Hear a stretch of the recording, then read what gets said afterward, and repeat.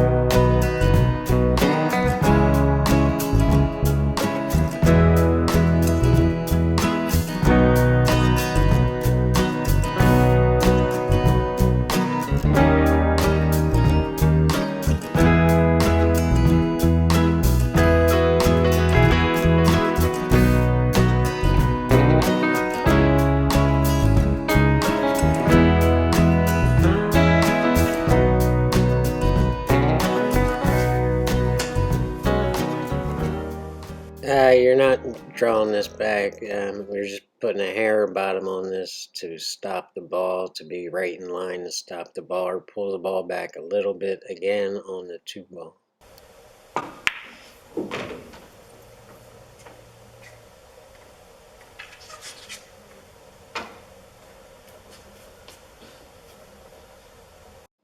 Right now, while shooting this 2-ball, we're in the beginning of the transition between pattern 1 and pattern 2. And that's going to be a little difficult for me to explain. So I'm going to utilize one of the graphics and go back to that and show you exactly what I'm talking about. Okay, we're shooting this 2-ball from right where the 1 was. It was just a stop shot on the 1, so a little bit in front of the 1 ball right here.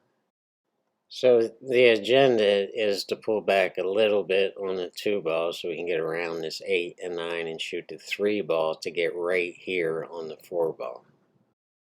So this, getting straight in on the 4 to shoot it up here in this corner pocket, would allow us to just roll up and get right on the 5 ball, which is right here, to easily get from the 6 to the right position on the 7. That's the key, the right position. And that would allow us to go 2 rails and play the exact line on the 8 ball, which would allow us to get perfect on the 9 ball and win another rack of 9 ball. Okay? But here's the thing, mate. But I went crazy. I shot the 2 ball perfect. We got straight back. We got the right angle on the 3 to get to the 4. And I lost me bloody mind. I did, mate. I lost me bloody mind and I shot the 3 ball like a bloody nutty. A bloody nutty. Yeah. Anyway, let's get back to the award-winning video production.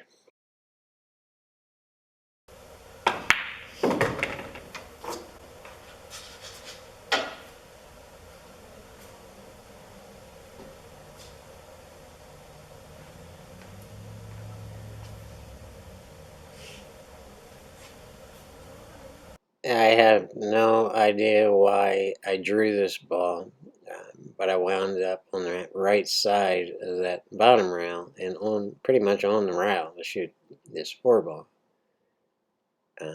All I had to do was put just a little bit of top and a little bit of right hand English on this ball to bounce off that bottom rail and to get straight in on the 4 in this pocket down here like we talked about. Yeah, it went me a bit nutty.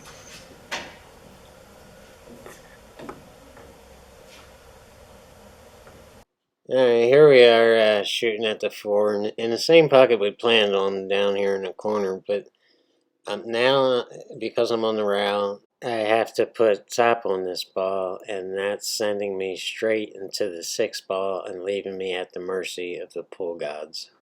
If we don't get a good roll, I figure, well, I can always play safe because I have a good idea where the 6 is going. The problem is that either way, it's going to leave us with a tough shot, and we'll decide at that point if I can make it.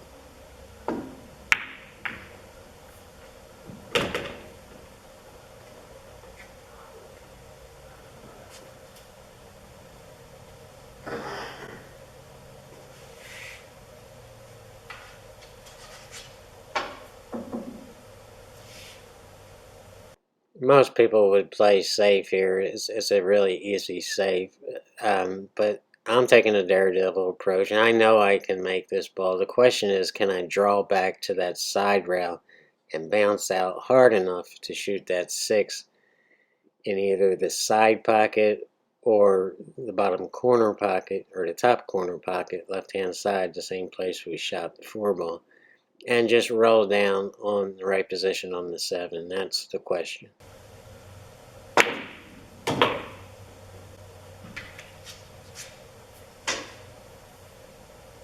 Alright, do you remember the plan to get the right position on the 7 to play the line on the 8? Well, I have a chance right here to get that position on the 7. And with all the kind of chaos going on in this game, I forgot all that. I just kind of want to get this game over and just give myself 3 easy shots. And of course, that plan's not going to work either. But, I had a chance right there on the 6 to just draw back on that 7 and get the right position, and I just blew it. And instead, I'm just using the center ball on this and rolling up on the 7.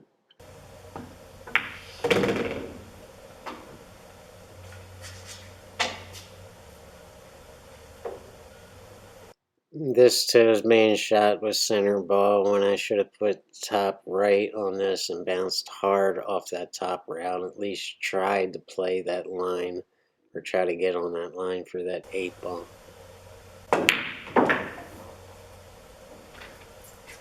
And here's the result. In the words of Keith McCready, if I can see it, I can make it. So far, this game's been really, really, really sloppy, and I don't know. My mind seems to come and go. But again, here we are, and I know I can make this shot. The question is, where's the 9 ball going? And I do kind of have an idea of where the 9 ball is going because I am going to hit it hard. But where's the cue ball going? And what should I do on the cue ball here? And the answer, if you're in a position where you don't know where to put the cue ball, your first option should be center of table, and because that will give you the best chances of having a shot on the following ball. And the following ball in this case is a 9 ball, so it's imperative that we get some kind of shot on this. So just to increase your odds in a position like this, try to put the cue ball center table.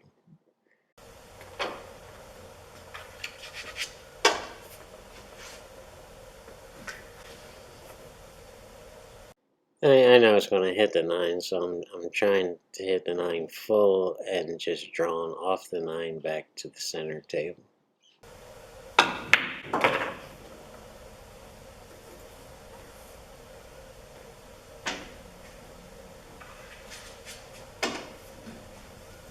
Making YouTube videos, this is the process of taking absolutely nothing tangible and creating something out of it that hopefully helps someone somewhere on planet Earth. There's an entire lifetime of information here, and I pray that one of you takes it and uses it and makes yourself a great pool player. Stay sane, and if you can't stay sane, then just have yourself a damn good time and try not to hurt anybody. Peace.